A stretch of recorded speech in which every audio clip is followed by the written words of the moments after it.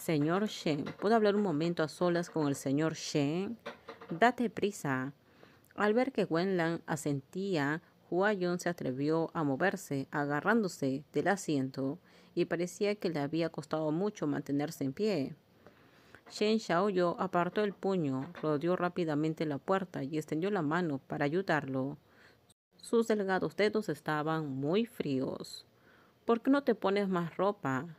Le cubrió Shen Xiaoyu. Ven conmigo, vete a casa. Huayon frunció los labios, lo miró con los ojos húmedos y sus dedos se crisparon en la palma varias veces, como un espasmo, y susurró: Vamos a hablar, ¿de acuerdo? A juzgar por su actitud, parecía que ya había tomado una decisión y se negaba a volver a casa con Shen Xiaoyu. Shen Xiaoyu sentía una opresión en el corazón y su ira se desvanecía, pero no tenía forma de lidiar. Ahora le debe la vida a este Omega delicado y testarudo. ¿Por qué no quieres ir a casa? Se quedaron parados en la esquina del estacionamiento con las miradas fijas. Huayon lo miró. Sus ojos apenas se movían, pero se humedecieron poco a poco. Shen Xiaoyu le dolía el corazón por él. Extendió la mano, se secó las comisuras de los ojos y se tragó las lágrimas. No llores. Nadie soportaba ver a su amado bebé, del que creía despedirse para siempre, de pie, frente a él, con lágrimas en los ojos. Señor Shen, la voz de Huayon era muy suave y temblorosa, como si quisiera hundir la cabeza en los brazos de Shen Xiaoyu y llorar a mares, pero no se atrevió. No lloré. Se mordió el labio y dijo: Vale, no estoy llorando.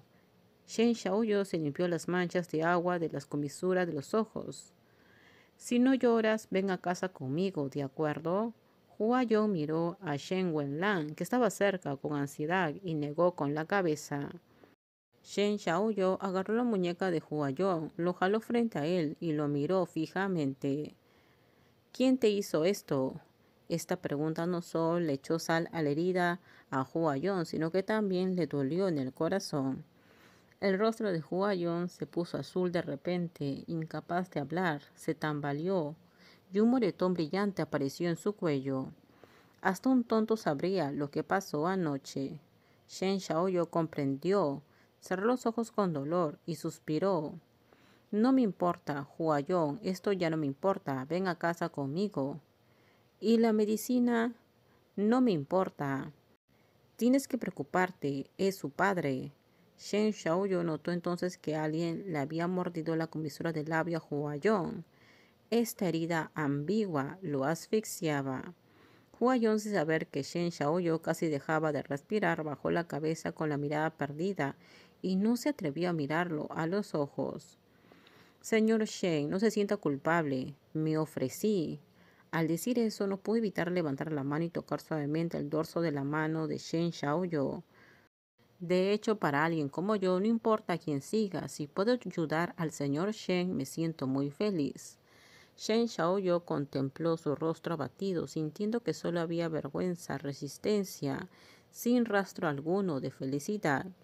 Su corazón latía a 1000 por hora y le dolía.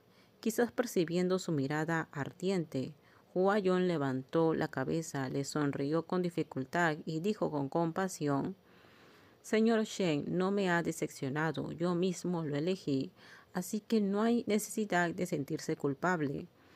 Retrocedió un poco haciendo un gesto para irse, pero solo dio un paso atrás y no pudo evitar correr hacia Shen Xiaoyu, abrazándolo con ternura.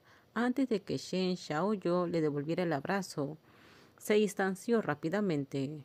En el futuro seguro que encontrarás una pareja mejor y más adecuada que yo. La voz de Huayon era suave, pero sus ojos denotaban dolor, como si fuera a despedirse de Shen Xiaoyu para siempre. Señor Shen, olvídeme, adiós. Terminamos, déjenme sus comentarios ustedes qué opinan sobre este spoiler. Por favor, si gustó el video, dale me gusta, suscríbanse, bye bye.